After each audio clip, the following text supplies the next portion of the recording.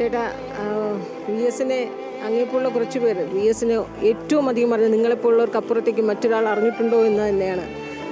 V എസിൻ്റെ ഒപ്പം പ്രതിപക്ഷ നേതാവായിരുന്ന സമയത്തും മുഖ്യമന്ത്രിയായിരുന്ന സമയത്തുമൊക്കെ നിഴലായി കൂടെ നിന്ന കുറച്ച് ഒപ്പമുണ്ടായിരുന്നവരിൽ ഒരാളാണ് വി കെ ശശിധരൻ. വി എസിനോടൊപ്പം നിന്നതിൻ്റെ പേരിലൊക്കെ പിന്നീട് താങ്കൾക്ക് പാർട്ടിയിൽ നിന്ന് എന്തൊക്കെയാണ് നേടേണ്ടി വന്നതെന്നതും കഥയാണ്, അതും നമുക്കറിയാം. ഇപ്പോൾ അവസാന നിമിഷം വി എസിന് അവസാനമായി ഒരു നോക്ക് കാണാം. ഈ വി എസിൻ്റെ സമയത്തൊക്കെ തന്നെ ആശുപത്രിയിൽ ഉണ്ടായിരുന്ന ആ ഒരു മാസക്കാലയോളം താങ്കൾ ആശുപത്രിയിൽ തന്നെ ഉണ്ടായിരുന്നു. ഈ ഒരു സമയത്ത് എങ്ങനെയാണ് ഞങ്ങൾ വി എസിനെ ഓർത്തെടുക്കുന്നത് ചേട്ടാ? വി എസിനെ ഓർത്തെടുക്കുന്നത്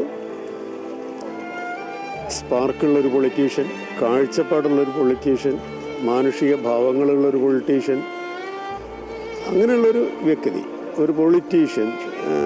ഒരു ലോകത്തിനെ ഓരോരുത്തരും നോക്കിക്കാണുന്നത് ഓരോ രീതിയിലാണ്. നിങ്ങൾ എന്നെ കാണുന്നതോ ഈ സെക്രട്ടേറിയറ്റ് കാണുന്നതോ ലോകം കാണുന്നതോ ഓരോ വ്യക്തി ഓരോ രീതിയിലാണ് കാണുന്നത്. അതുതന്നെയാണ് പൊളിറ്റിക്കൽ ഇവഞ്ച്വാലിറ്റീസും അങ്ങനെയാണ് നമ്മൾ കാണുന്നത്. എന്താണ് വികസനം എന്നതിനെ പറ്റിയിട്ട് ഓരോരുത്തർക്കും ഓരോ സങ്കല്പമാണുള്ളത്. റോഡ് കെട്ടണോ, തോട് കെട്ടണോ, പാലം കെട്ടണോ, മൂന്നാറിലെ എല്ലാം ഇടിച്ചു കളയണോ, ഇതങ്ങനെ ഓരോരുത്തർക്കും വികസനത്തെ പറ്റിയിട്ട്. പക്ഷേ വി എസിൻ്റെ ഒരു സങ്കല്പം നോക്കൂ. വി എസ് മൂന്നാർ ഇടിച്ചു കളയണം എന്നല്ല പറയുന്നത്, നവീന മൂന്നാർ കെട്ടിപ്പൊക്കണം എന്ന് പറഞ്ഞിട്ടാണ് മൂന്നാറിലേക്ക് പോകുന്നത്. അല്ലാതെ മൂന്നാറിൽ കുറേ കെട്ടിടം ഇടിച്ച് നിരത്തണം എന്നുള്ള അർത്ഥത്തിലല്ലല്ലോ അങ്ങോട്ട് പോകുന്നത്. ഇത് ഓരോ കാര്യത്തിലും ഉണ്ടായിരുന്നു. അഴിമതിക്കെതിരെയുള്ളൊരു പോരാട്ടമാണെങ്കിൽ അതിൻ്റെ അന്ത്യം കാണുന്നത് വരെ പോകും. എന്തിനാണ് പോകുന്നത്? യേശുവിൻ്റെ പഴയ മറ്റേ കയ്യാമം വെച്ച് നടത്തൽ പ്രസംഗമൊക്കെ ഉണ്ടല്ലോ. അപ്പം അത്തരം കാര്യങ്ങളിലൊക്കെ ഒരു നിലപാടുണ്ട് എന്ന് ഡിക്ലെയർ ചെയ്യണം. ആദ്യം തന്നെ പൊളിറ്റീഷ്യൻ ചെയ്ത പണി എന്താണ്? ഞാനത് ഡിക്ലെയർ ചെയ്യുന്നു. I hereby declare that this is my stand, ഇതാണ് എൻ്റെ സ്റ്റാൻഡ് എന്ന് ആദ്യം ഡിക്ലെയർ ചെയ്ത് കഴിഞ്ഞാൽ പിന്നെ അതിന് വിഡ്രോ ചെയ്യാൻ കഴിയില്ല. ഒരു പൊളിറ്റീഷ്യനും വിഡ്രോ ചെയ്യാൻ കഴിയില്ല. വി എസ് എല്ലാ കാര്യങ്ങളിലും ആദ്യം ചെയ്യുന്നത് എന്താണ്? ഒരു സ്റ്റേറ്റ്മെൻറ്റാണ് പുറത്തേക്ക് വരികയാണ് ചെയ്യുന്നത്.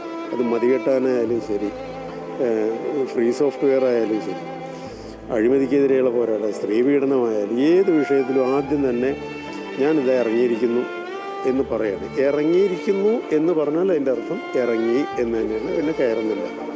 അതിന് അവസാനം കാണുന്നത് വരെ പോവുകയാണ്. ഇനിയിപ്പോൾ വി എസിൻ്റെ കേസുകൾ എന്താവോ അതുപോലുള്ള കുറേ ഇഷ്യൂസ് ഉണ്ട്. അതവിടെ നിൽക്കട്ടെ.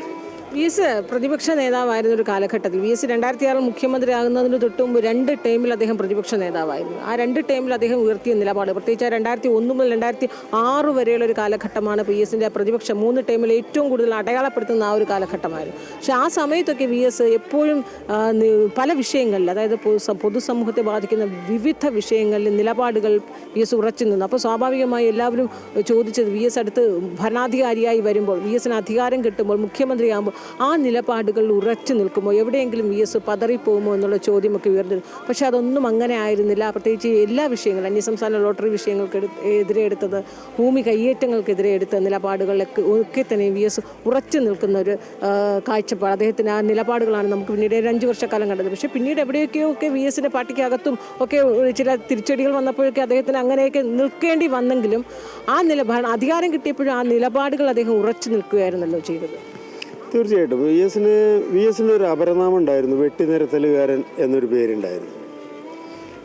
അതിന് മറുപടി പറയുന്നത് 2008 നെൽവൽ നീർത്തട സംരക്ഷണ നിയമം കൊണ്ടുവന്ന ആ ഗവൺമെൻറ്റിൽ ഇരിക്കുമ്പോഴാണ് പഴയ വെട്ടിനിരത്തലിൻ്റെ അർത്ഥം എന്താണ് എന്ന് വി എസ് ഡിക്ലെയർ ചെയ്യുന്നത്. അപ്പോൾ വി എസിന് പ്രതിപക്ഷ നേതാവായിരിക്കുന്ന കാലത്ത് ഉണ്ടായിരുന്ന കാര്യങ്ങൾ അവിടെ വെച്ച് അവസാനിപ്പിക്കുന്നില്ല. വി എസ് 2006 മുഖ്യമന്ത്രിയായി വരുന്നത്. 2009 വരെ സുപ്രീം കോടതിയിൽ കിടക്കുന്ന കേസ് കൊണ്ടുപോയി. 2009 ആ കേസ് രണ്ടാമത് മെൻഷൻ ചെയ്ത് എടുപ്പിച്ച് വിധി സമ്പാദിക്കുന്നത്. അപ്പോൾ ഒരു ഘട്ടം ഞാൻ പ്രതിപക്ഷ നേതാവായിരിക്കുമ്പോൾ ഞാൻ ഇന്നത് ചെയ്യും, മുഖ്യമന്ത്രി ആയിരിക്കുമ്പോൾ അതൊക്കെ മറന്ന് വേറൊന്ന് ചെയ്യും എന്നുള്ളൊരു നിലപാട് വി എസ് ഒരിക്കലും എടുത്തിട്ടില്ല. വി എസിൻ്റെ പ്രതിപക്ഷ നേതാവായിരിക്കുന്ന കാലത്ത്, ആ കാലത്താണ് ഒരു ട്രാൻസ്ഫോർമേഷൻ ഉണ്ടായി എന്നൊക്കെ പറഞ്ഞില്ലേ. ഇപ്പോൾ തീർച്ചയായിട്ടും ഉണ്ടായിട്ടുണ്ടാവും. കാരണം ഒരു വലിയ ടീമിനെ വി എസ് സമാഹരിച്ചിരുന്നു ആ സമയത്ത്. വിവിധ വിഷയമേഖലകളിൽ പ്രാവീണ്യമുള്ള, ആധികാരികമായ അഭിപ്രായം പറയാൻ കഴിയുന്ന, എന്തെങ്കിലും ആക്ഷനിലേക്ക് പോകാൻ സന്നദ്ധതയും കെൽപ്പുമുള്ള ഒരു ടീം വി എസിൻ്റെ കൂടെ ഉണ്ടായിരുന്നു. അപ്പോൾ സ്വാഭാവികമായിട്ടും അതിൻ്റെ ഒരു മെച്ചമുണ്ട്. അപ്പോൾ പിന്നെ അത് കോർഡിനേറ്റ് ചെയ്യാനുള്ള പേഴ്സണൽ സ്റ്റാഫ് ഉണ്ടായിരുന്നു. അങ്ങനെയൊക്കെ വരുന്ന സമയത്ത് VS ഒരു പൊട്ടൻഷ്യൽ കൂടുതൽ പിന്നെ പ്രകടിപ്പിക്കാൻ പറ്റി. പക്ഷേ പൊട്ടൻഷ്യൽ പ്രകടിപ്പിച്ചിട്ട് കാര്യമില്ലല്ലോ, ഇത് ഉള്ളിൽ വേണമല്ലോ. അത് ഉള്ളിൽ ഉണ്ടായിരുന്നു VS എന്നുള്ളതാണ് അതിൻ്റെ ഒരു. ഇതിനകത്ത് എപ്പോഴും നമുക്ക് ശ്രദ്ധിക്കേണ്ട ഒരു വിഷയം എന്ന് പറഞ്ഞാൽ ഈ മകനെതിരെ അന്ന് കേസുണ്ട്. അതായത് അന്യസംസ്ഥാന ലോട്ടറിയുമായി മകൻ വി അരുൺകുമാറിന് ബന്ധമുണ്ടായിരുന്നു എന്ന പ്രതിപക്ഷം ആരോപണം ഉയർത്തുമ്പോൾ അദ്ദേഹം അതിനകത്ത് ഒരു സങ്കോചവും കാട്ടാതെ മകനെതിരെ കേസെടുത്തോളൂ എന്ന് CBI അന്വേഷണം വരെ തയ്യാറെടുത്തോളൂ എന്ന് സർക്കാരിന് അദ്ദേഹം കത്തുകയാണ്, രേഖാമൂലം കത്തിലൂടെയാണ് അദ്ദേഹം ആവശ്യപ്പെടുന്നത്.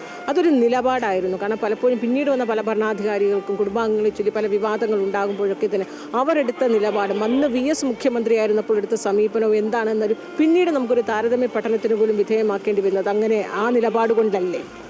അത് മകനെതിരെ അന്വേഷണം നടത്തിക്കോളൂ എന്നല്ല പറഞ്ഞത്.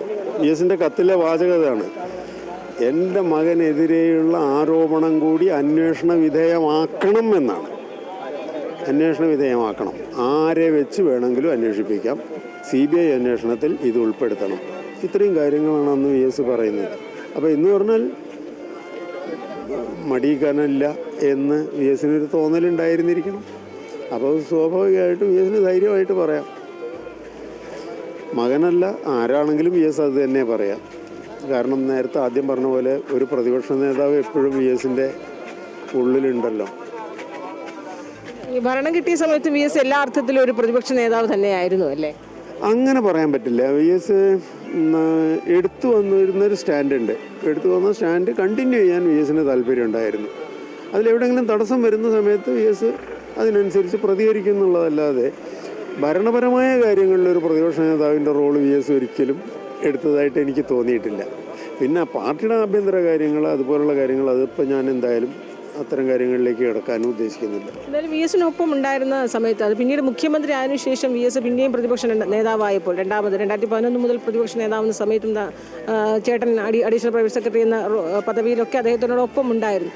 ഏതെങ്കിലും ഒരു ഘട്ടത്തിൽ VS ഉണ്ടായിരുന്ന പേഴ്സണൽ സ്റ്റാഫിൽ അല്ലെങ്കിൽ കൂടെ ഉണ്ടായിരുന്നവർക്ക് ഏതെങ്കിലും രീതിയിലൊരു നടപടിയുണ്ട്? അങ്ങനെ ഇപ്പോൾ പാർട്ടിയുമായി ചേട്ടൻ്റെ ഒരു എങ്ങനെയാണ് പാർട്ടിയോടുള്ള ചേട്ടൻ്റെ ഒരു സമീപനം?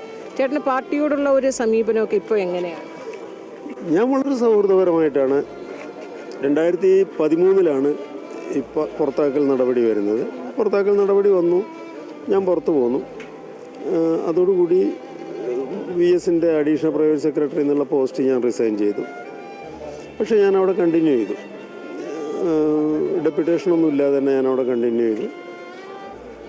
നാട്ടിൽ പോകുന്ന സമയത്ത് അത് പ്രാദേശികമായിട്ടുള്ള ചില പ്രശ്നങ്ങളും ഉണ്ടാവും. എൻ്റെ നാട്ടിൽ എനിക്കതൊരു ബുദ്ധിമുട്ടായി തോന്നിയിട്ടില്ല. അവർ വീണ്ടും ഇപ്പോഴും വളരെ സൗഹൃദപരമായിട്ട് എല്ലാ പാർട്ടിയുടെ പ്രോഗ്രാമുകളിലും അവർ വിളിക്കാറുണ്ട്, ഞാൻ പോകാറുണ്ട്.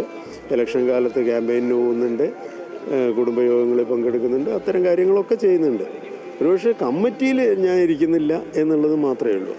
അതൊന്നും എനിക്കൊരു ബുദ്ധിമുട്ടും തോന്നിയിട്ടില്ല. അന്ന് പൊതുവേ 2013 പാർട്ടിയിൽ നിന്നൊക്കെ നടപടി ഉണ്ടാകുന്ന സമയത്ത് VS ഉണ്ടായിരുന്നവർക്ക് എതിരെ കൂട്ടത്തോടെ ഒരു നടപടി ഉണ്ടായി. അതിൻ്റെ ഭാഗമായി VK ശശിധരനൊക്കെ നടപടി ഉണ്ടായി എന്ന രീതിയിലൊക്കെയാണല്ലോ അന്ന് ഈ വാർത്തകളൊക്കെ ആ രീതിയിലാണല്ലോ പറഞ്ഞിരുന്നത്.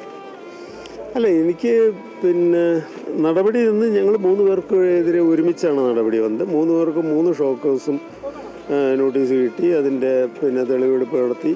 അവസാനം പാർട്ടി തീരുമാനിച്ചു, കുറ്റക്കാരാണെന്ന് കണ്ടെത്തി 3 പേരെ പുറത്താക്കാൻ തീരുമാനിച്ചു.